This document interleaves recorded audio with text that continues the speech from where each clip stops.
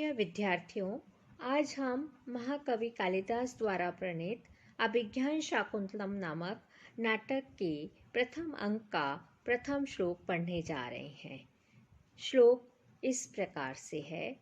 या सृष्टि सृष्टुराध्या वहति विधिहुतुम या हवीर्या च होत्री ये द्वे कालं विदत्तः श्रुति विषय गुणा या स्थिता व्याप्य विश्वम् या माहुः सर्वबीज प्रकृतिरिति यया प्राणिनः प्राणवन्तः प्रत्यक्षाभिप्रपन्नस्तनुभिरवतु वः स्ताभिरष्टाभिरीशः। यहाँ पर महाकवि कालिदास ने अष्टमूर्ति शिव भगवान की स्तुति की है।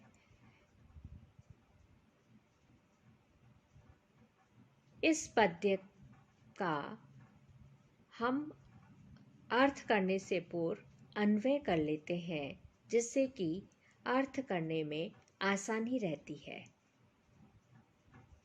या सृष्टि सृष्टुराद्या, इसका होगा यह सृष्टुः आद्या सृष्टि। या वहति विधिहुतम, इसको करेंगे या विधिहुतम हविः वहति या च होत्री। अब अर्थ देखिए।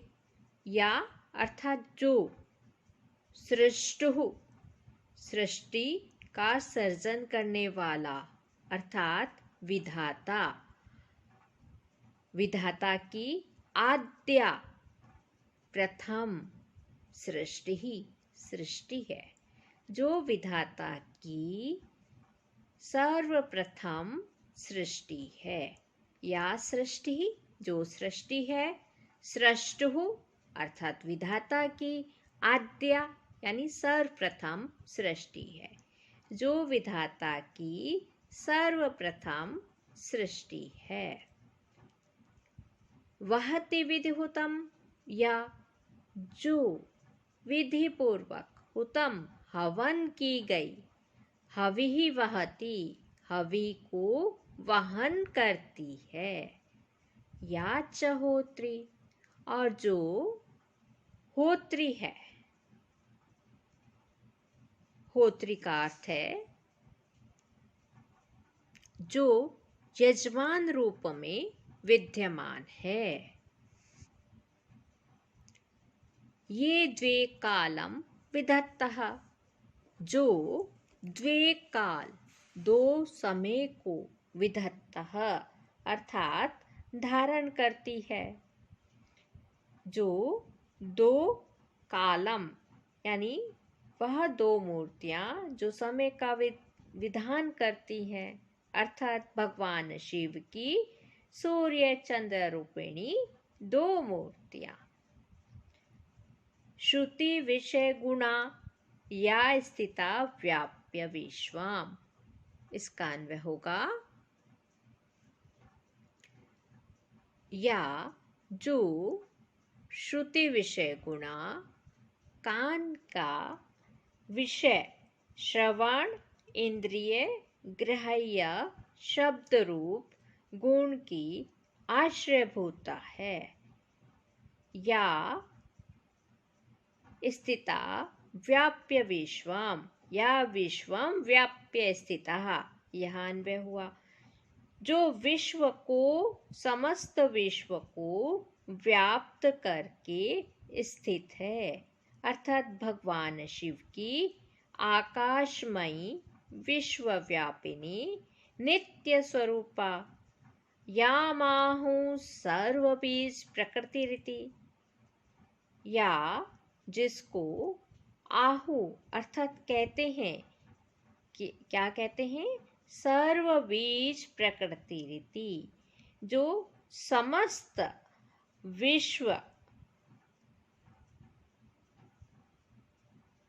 समस्त जो संपूर्ण बीज है, अन्नादि जो बीजों का प्रकृति ही उत्पत्ति स्थान जिसे कहते हैं, अर्थात भगवान की क्षितिमयी मूर्ति, यया प्राणिनः प्राणवन्तः, जिसके द्वारा प्राणी जो चेतन जगत में जीवन धारण करने वाले हैं, प्राणी प्राणवन्तः सामर्थ्यवान बनते हैं, अर्थात भगवान शिव की वायु रूपा मूर्ति प्रत्यक्षाभि प्रपणस्तनुभिरवतु वस्ताभिरष्टाभिरीशः।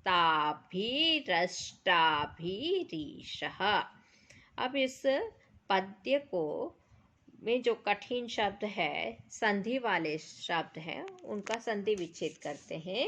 सबसे पहले है प्रपन्नः, विसर्ग संधि है। तनुभिः अवतु वह ताभिः अष्टाभिरीश। अब अर्थ देखिए, जो प्रत्यक्षतः दृश्यमान अष्टमूर्तियों से प्रपन्नः समन्वित, ईशः सर्वशक्तिमान भगवान शिव, वह अवतु आप सब सभ्य सामाजिकों की अवतु अर्थात रक्षा करे। यहाँ पर भगवान शिव की जल रूप, अग्नि रूप, यजमान रूप, सूर्य रूप, चंद्र रूप, आकाश रूप, पृथ्वी रूप एवं वायु रूप अष्टमूर्तियों अथवा स्वरूपों में विशिष्ट अष्टमूर्ति भगवान जो शिव है, वह सभासदों व नाटकों की नटादिकों की रक्षा करे, यह अर्थ है। पुनः देखिए, या जो सृष्टुः विधाता की आद्या सर्वप्रथम सृष्टि है, जो सृष्टिकर्ता ब्रह्मा की सर्वप्रथम सृष्टि है, अर्थात भगवान शिव की जलमयी मूर्ति। या विधिहुतम विधि पूर्वक हवन की गई, हविहि वहति हवि को हवन की गई सामग्रियों को देवताओं के पास पहुंचाती है, अर्थात भगवान शिव की अग्निमयी मूर्ति।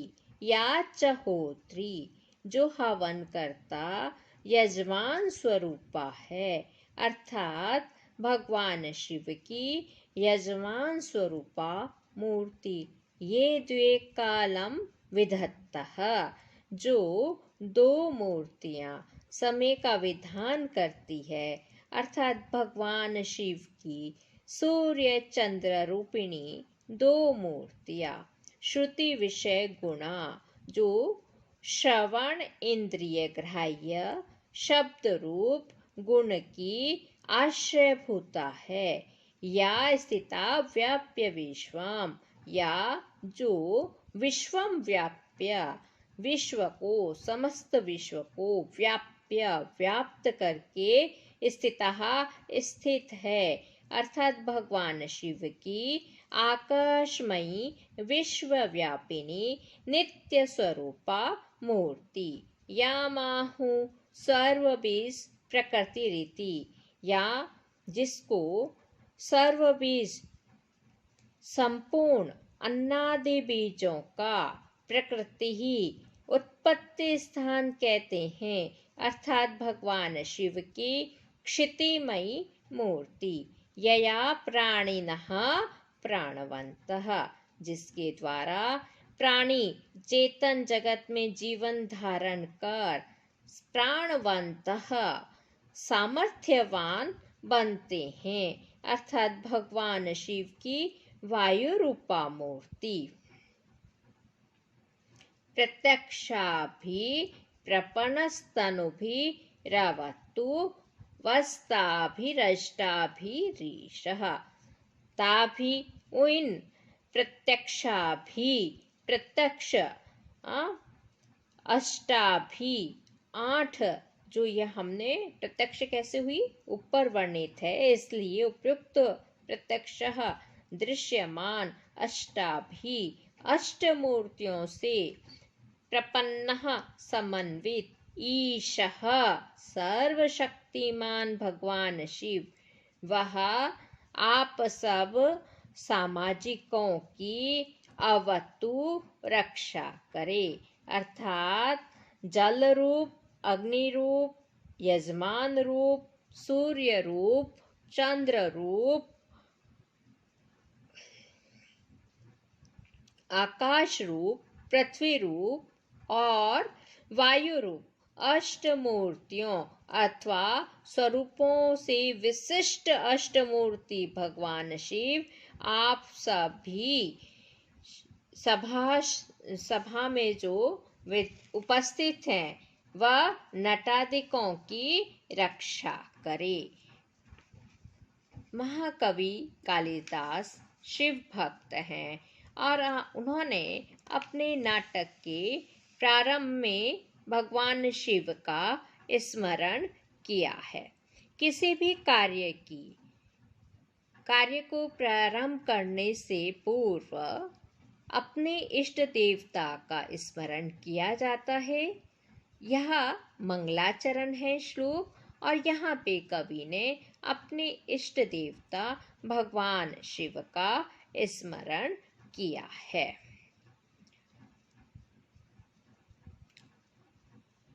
इस श्लोक में प्राणिनः प्राणवन्तः में यद्यपि पुनरुक्ता प्रतीति होती है फिर भी यहाँ पर प्राणी पद से शरीरी अर्थ ग्रहण करने से तथा भिन्ना का शब्दगत होने से यहाँ पुनरुक्ति नहीं होकर पुनरुक्त वदाभास अलंकार है। सृष्टुः सृष्टिः वहति हुतं प्राणिनः प्राणवन्तः इत्यादि में छेकानुप्रास वृत्त्यानुप्रास आदि शब्दालंकार है। यहाँ पर स्त्रिग्ध्रा नामक छंद है जिसका लक्षण है मृभ्नेर्यानां त्रीन् त्रिमुनियतियुता स्त्रिग्धा कीर्तितेयम् जिस छंद के चारों चरणों में क्रमशः मगण रगण भगण नगण और 3 यगण इस क्रम से 21 अक्षर हों और 7 वर्णों पर यति हो वह स्त्रिग्ध्रा नामक छंद होता है। महाकवि कालिदास वैदर्भी रीति के कवि हैं। प्रस्तुत श्लोक में भी वैदर्भी रीति है। वैदर्भी रीति का जो लक्षण है वह इस प्रकार से आचार्य वामन ने लिखा है। अस्पृष्टः दोषमात्राभिः समग्र गुणगुम्फितः विपञ्चेश्वर सौभाग्या वैदर्भी रीति दृश्यते।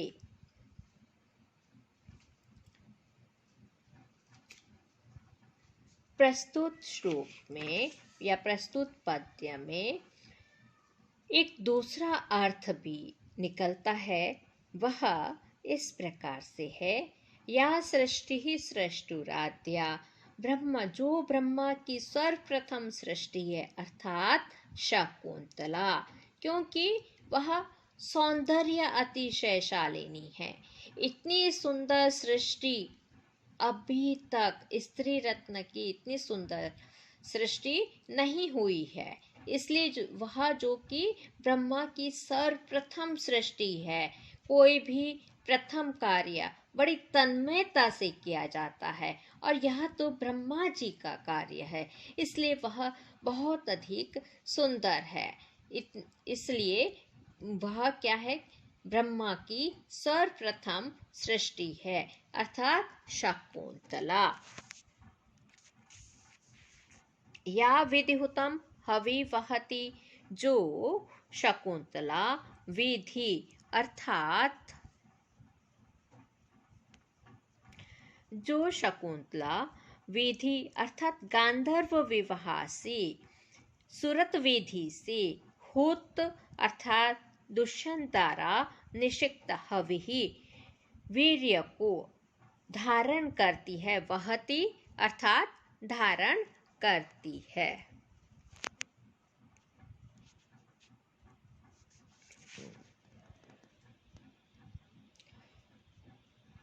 ये द्वे कालम विदत्थ, इस वाक्य से जो दो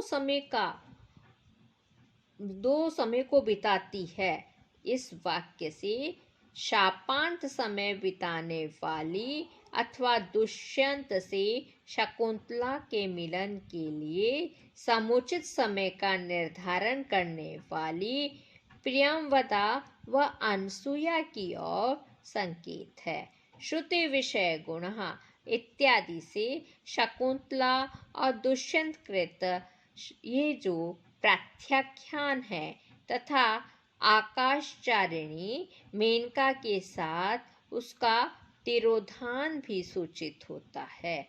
विश्वम व्याप्य स्थिता, ये से शकुंतला के पातिव्रत्य सौंदर्य आदि गुणों से विश्व को व्याप्त करके स्थित होने का भी आभास मिलता है। इसी से सानुमति की भी सूचना प्राप्त होती है, क्योंकि वह भी आकाशचारिणी थी, अथवा विश्वाम विलंघ्य स्थिता से शकुंतला का कश्यप आश्रम निवास सूचित होता है। या माहू सर्वबीज प्रकृति से सर्वबीजों के उत्पत्ति स्थान भूत अदिति कश्यप की तथा शकुंतला से भरत की उत्पत्ति की भी सूचना दी गई है। यया प्राणिनः प्राणवन्तः से दुष्यंत, शकुंतला एवं भरत का अपनी राजधानी को लौटना सूचित होता है, जिन्हें देखकर प्रजाजन अति संतुष्ट होते हैं। इस प्रकार कवि ने प्राय सभी मुख्य पात्रों व संक्षिप्त कथा वस्तु की सूचना देकर इस नांदी श्लोक को काव्यार्थ सूचक सिद्ध किया है। नांदी श्लोक में मांगलिक वस्तुओं का परिगणन होना चाहिए। इस दृष्टि से इसमें सूर्य, चंद्र आदि का भी परिग्रहण है। इस प्रकार नांदी के उक्त सभी लक्षण इसमें घटित होते हैं। नांदी को अष्टपदात्मिका अथवा द्वादश पदात्मिका होना चाहिए।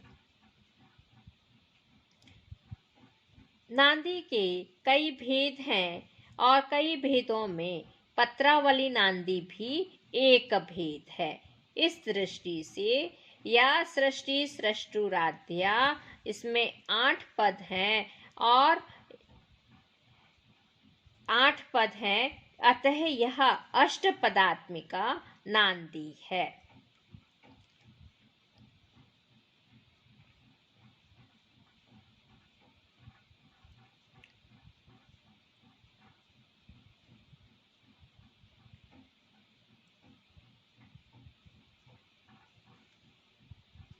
तनु का अर्थ अणु भी होता है। उससे यहाँ अणिमा शक्ति तथा बहुवचन निर्देश से अणिमा आदि अष्ट सिद्धियां भी ग्रहण की जा सकती है। भगवान शिव अणिमा आदि अष्ट सिद्धियों से सदा सेवित रहते हैं, अतः जलादि अष्ट मूर्तियों से तथा चकारात अणिमा आदि अष्ट सिद्धियों से प्रपन्न अर्थात सेवित शिवः वह अवतु। यह अर्थ भी हो सकता है अणिमा महिमा चैव लघिमा गरिमा तथा ईशित्वं च वशित्वं च प्रकाम्यं प्राप्तिरेव एव।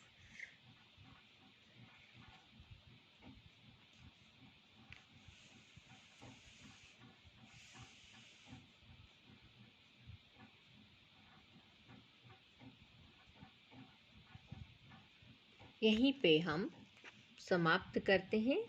धन्यवाद।